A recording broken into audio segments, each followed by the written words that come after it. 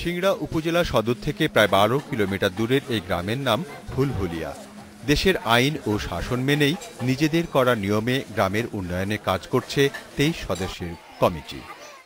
একই কাতারে সবাই নামাজ পড়ে, দ্বিতীয় কোনো মসজিদ নাই, আমাদের মধ্যে কোনো ভেদাভেদ নাই। কোনো ধর্মনিরপেক্ষভাবে আমরা আমাদের সমাজকে শান্তির পথে আগায় নিতে যেতে যত প্রকার একতার দরকার, সেই একতা আমরা সবসময় বজায় রাখি। গ্রামের ৩৫০০ মানুষই আইন মেনে চলায় এখানে নেই হানাহানি, হয় না মামলা মোকদ্দমা।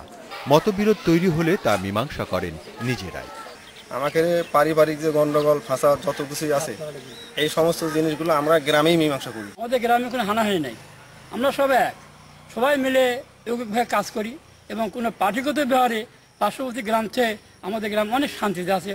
১৯৩৫ সাল থেকে গ্রামের উন্নয়নে কাজ করছে স্বেচ্ছাসেবী সংগঠন হুলহুলিয়া সামাজিক উন্নয়ন পরিষদ। সম্মিলিত মতামতে নেওয়া হয় সব সিদ্ধান্ত।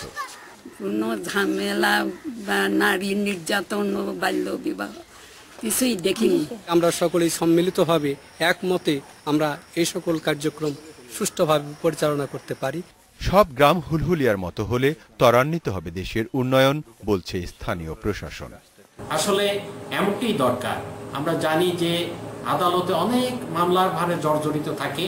এখন বলা হচ্ছে যে প্রচলিত বিচার ব্যবস্থার বাইরে এডিআর এর যে কথা বলা হচ্ছে, আমার মনে হচ্ছে এটাই সবচেয়ে বড় এডিআর, যে নিজেদের সমস্যা নিজেরাই তারা সমাধান করে ফেলছে। এখানকার বাসিন্দারাও চান তাদের গ্রামের মতো হোক দেশের অন্য সব গ্রাম। Independent news desk.